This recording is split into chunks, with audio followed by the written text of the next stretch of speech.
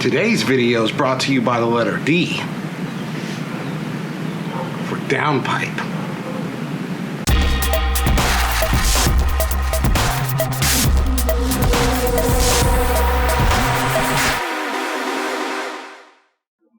What's up, everybody? I'm Randy. You're watching the 5.5 Garage channel, and today I will finally be installing my downpipe on my Mazdaspeed 3. So I hope you all are having a wonderful day. It is a beautiful sunny day here. I finally decided to start emptying out my office that's full of parts, and first thing I'm going to start with is installing the downpipe on my Mazdaspeed 3. Now, if you have been following the channel, you should have been following the channel, you know that there has been a bunch of mods that have been done to my Speed 3, kind of preparing myself for this day. So, with great fanfare, I am going to finally start on getting that downpipe installed, and then later on this summer I will work on the tuning process, and of course I will be making videos for you all so you can see just how that goes. I'm not going to do a lot of talking in this intro because there's going to be a lot of things I need to get done on the car, so I'm just going to jump into it. Alright, to get started, the first thing we need to do is, one, disconnect the battery, and since I'm going to disconnect, I'm just going to move it anyway, and then take off the top mount intercooler.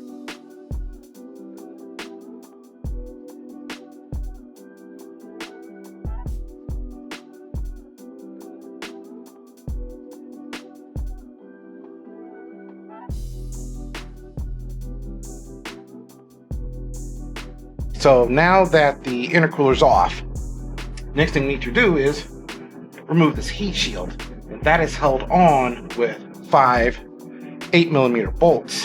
And what I'm going to do is spray them all down with a PB blaster and see if I can get those to come out easily. Fingers crossed.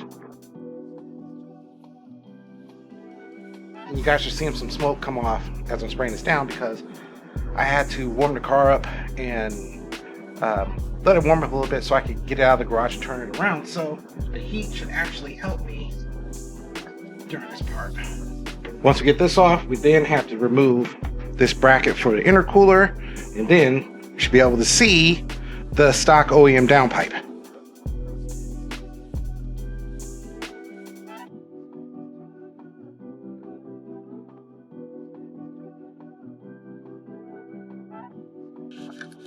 Next up, after you get the upper heat shield off, this is your upstream O2 sensor, and you need to get this out. First thing I'm gonna do is spray this with a bunch of PB blaster as well as these 2 bolts because they have to come out as well. And you want to make sure that when you remove this, you use a properly sized oxygen sensor socket. You do not want to damage this because this is very expensive to replace.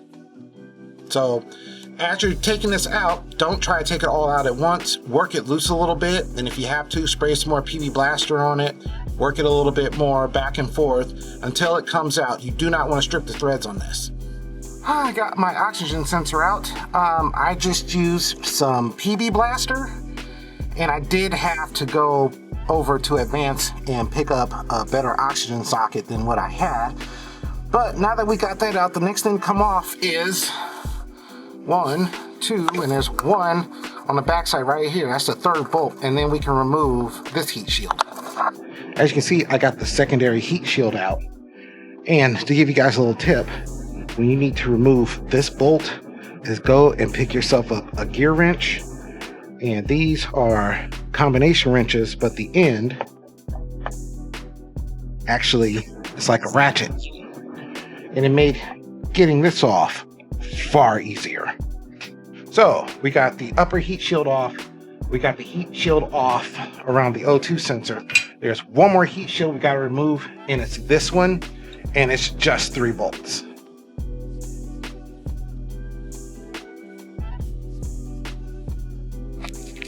Okay guys, as you can see, now all of the heat shields are out of the way on the back, and that is the factory downpipe. And what we can do now is we get to move underneath the car. Alright, now that we have all of the heat shields up top out of the way, we can now begin our work under the car. So make sure that you have your wheels chalked and make sure they won't roll, and that you have a jack and a good set of jack stands. Okay, as you can see, got the car up on the air, it's on jack stands, and I will use my other camera to show you guys how I got this set up. Okay, so here we are. I got the car up on jack stands, as you can see, and somebody asked me, how do you jack this car up in the air? And I like to use this front cross member right here. Now, in order to be able to use that, you gotta have a pretty low profile jack. But if you lift it from here, you can lift the whole front end off the ground. It makes it much easier putting jack stands under it. Sometimes you can even use a smaller jack to get the car lifted up, so you can slide your jack in and get it underneath here this far. And previous project, there goes my solid rear motor mount. Okay, so what we gotta do now is we have to get underneath here. This is the lower heat shields on the downpipe, and there are a couple brackets that we have to loosen in order to be able to slide this out of here. Alright, so this is your downpipe. That is the oxygen sensor, the lower oxygen sensor, or the downstream oxygen sensor, I should say. And we're going to be removing that, as well as these two bolts right here are part of what's helped hold the downpipes in place, as well as at the back there by the catalytic converter, there are two 14mm bolts that you're going to have to remove. So as you can see, man, I've literally doused this thing with some PB Blaster, and I'm going to spray these two as well, and then I'm going to get started by removing the two 14mm bolts, the two 14s at the back. And then once I get that loose, I'm also going to spray these hangers with some WD-40 to kind of help be able to get them to slide off of here, and then start working my way forward so we can get on top and start disconnecting the 5 bolts that are connecting the downpipe to the turbo. Once again, unto the breech. So we're back underneath here, and I know the lighting's not the greatest, but as you can see, I got the two 14mm bolts at the end of the catalytic converter disconnected. And now, if you can see in there, I don't know how good the lighting is, but you'll notice there are two more 14mm bolts that you have to remove.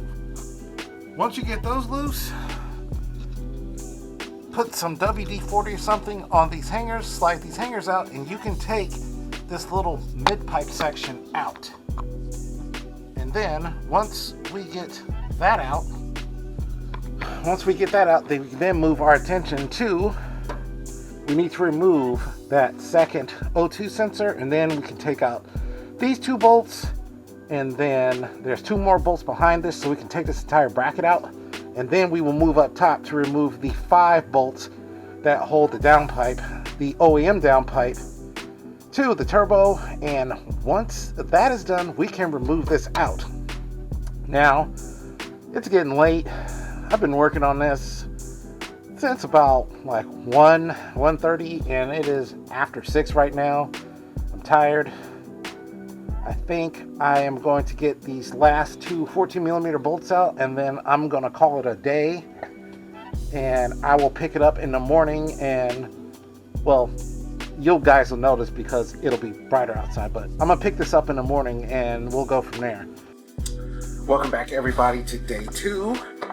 And if you're wondering why I'm on day 2, it's because I could have finished it last night, but I went inside, got myself something to eat, sat down on my favorite recliner, and it was a wrap. So I just decided to go ahead, sleep it off, come out this morning and go ahead and get it finished up. So I will give you guys a brief little recap to see how far I've gotten. Okay, as you can see, I got all the heat shields off. Basically, the last thing I have to do on the top side up here is to remove the downpipe bolts, but there's a bit of work I still have to finish underneath.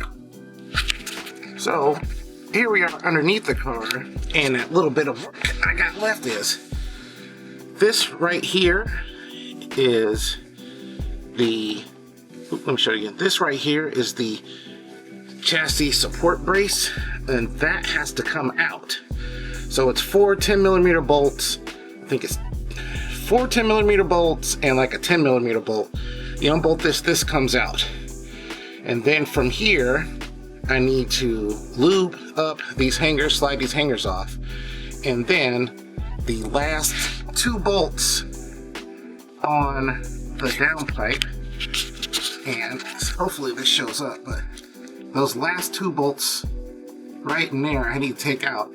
And then this whole downpipe section, right, this catlet mid-pipe section will come out.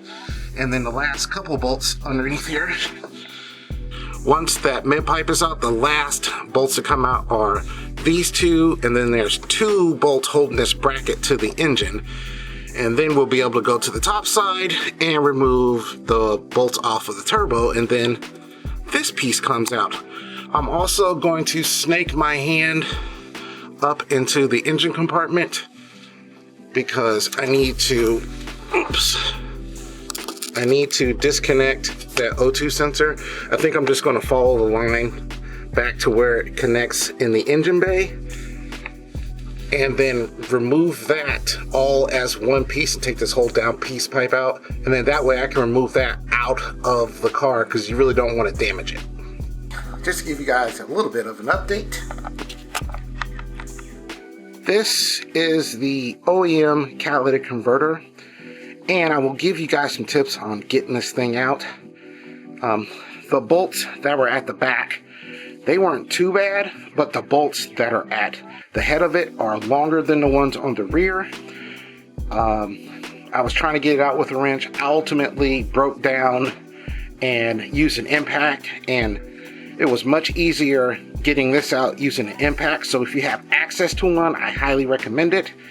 And to get the rubber hangers off of these mounts, I just used some WD-40 and a pair of slip joint pliers, and basically just squeezed the rubber mount to the end of this and just pulled it off. So that wasn't too hard. Now, the next part is to finish unbolting the lower bracket mounts for the actual OEM downpipe and getting the O2 sensor out. Here we are up top again, and I'm going to show you something. If you look right here where I got my finger pointed, this right here, that is the connector for the second O2 sensor, and the primary plug is on the other side, which I don't know if you can see it, but it's right here. So what I'm going to do next, before I remove any more bolts, is go ahead and remove the connector for that secondary O2 sensor. That way, when I drop the OEM downpipe, it can all come out at once, and it makes getting that O2 sensor off much easier if you do it while it's off the car. As you can see, I got all of my bolts out. So this downpipe's ready to come out. Just to give you guys a little bit of heads up, sometimes the studs do come out, it's okay. 2 of mine, the studs did come out with the bolt. Thankfully, number 5 was one of them, which is the one that's on the bottom. That's really hard to get out. You can't see it from this angle, but it's just going to make it easier when I go to put that back in. So now I'm going to wrestle this out. Okay, so I'm about to wrestle the downpipe out, and you're probably wondering why I'm wearing a mask. Chances are, when you start twisting and turning this thing to get it out, there's going to be a lot of dust, dirt, rust, various things that I'm not going to want to either breathe in or get anywhere near my mouth. So I'm going with a dust mask, safety goggles, and I got my gloves. So I'm going to try using one of my extra cameras to see if I can film this process coming out. I've heard that it takes a little bit of wiggling, and sometimes it's easier to have someone to help, but I'm going to do this solo so you guys can see me struggle and cuss.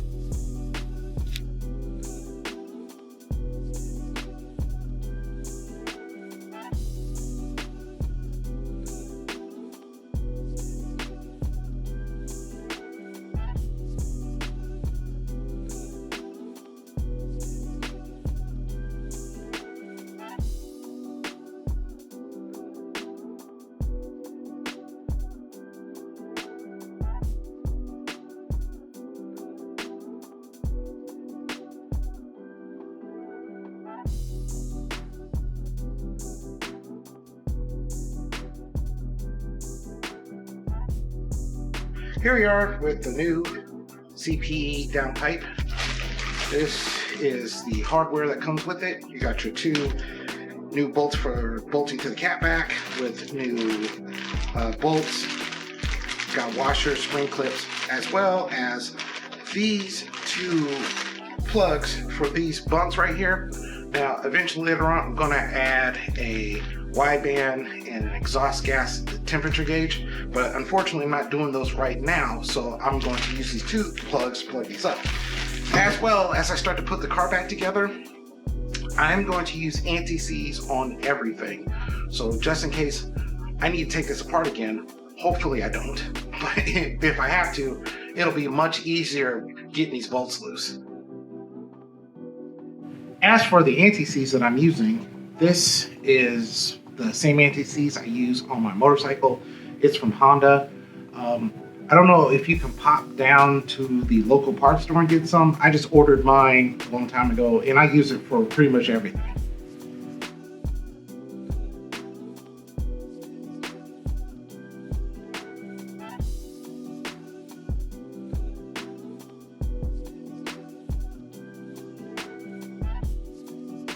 And if you have the CPE downpipe like I do, these require a 23mm socket.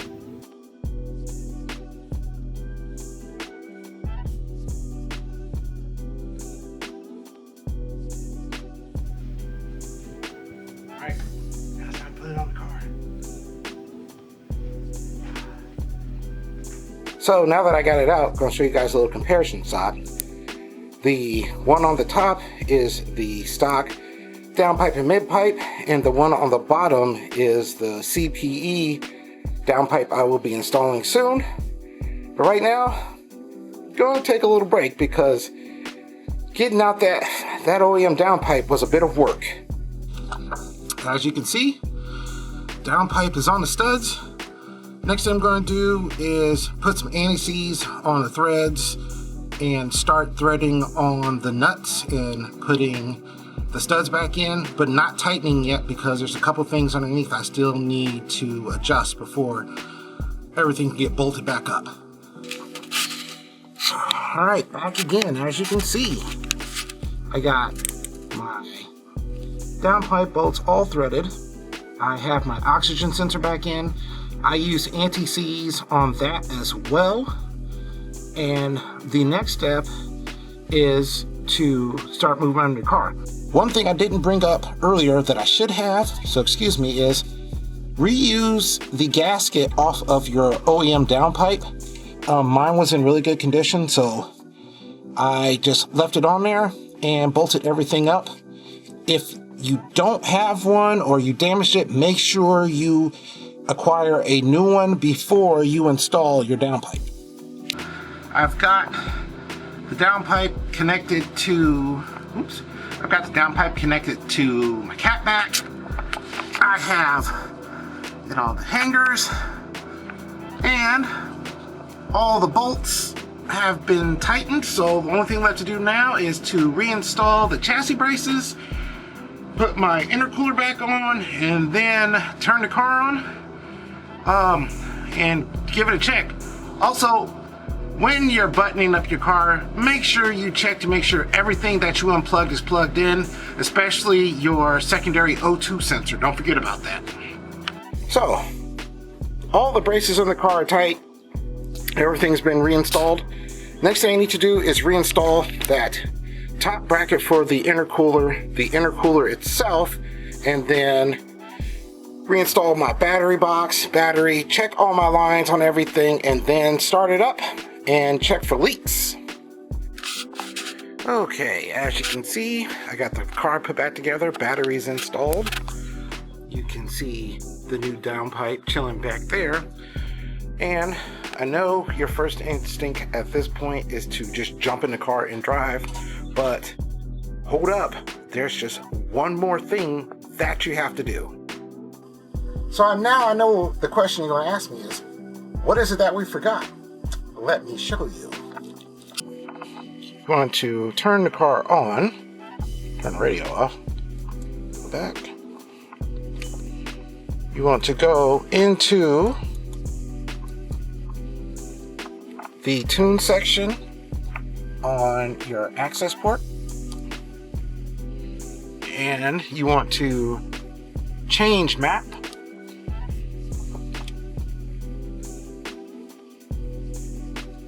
And since I now have a downpipe, I can now run different maps. And one I think I'm going to start off on is a stage 2 map on 91. And the cool thing is you can select it and put it on a battery charger, which mine is on a battery charger right now because I knew I was going to do this. And we're going to flash that new map. And for those of you who have not flashed your car before or are new to using access port, this is basically how you load tunes. And you can get various tunes from manufacturers. There are some off the shelves you can get from Cobb. QKSpl has some as well. Also, you can get custom tunes done, custom e-tunes from places like Stratified, Freak Tune, Purple Drink. So it gives you a lot of options for tuning your vehicle, especially after you spend all day installing a downpipe. Almost done. Boom, and we're flashed. So, give it a second. It's going to clear the codes, and then it's going to tell you to turn the ignition off and then turn it back on, and you should be good to go. Yeah, so it says you have to turn the ignition off for 15 seconds before starting the vehicle, and that's what we're going to do.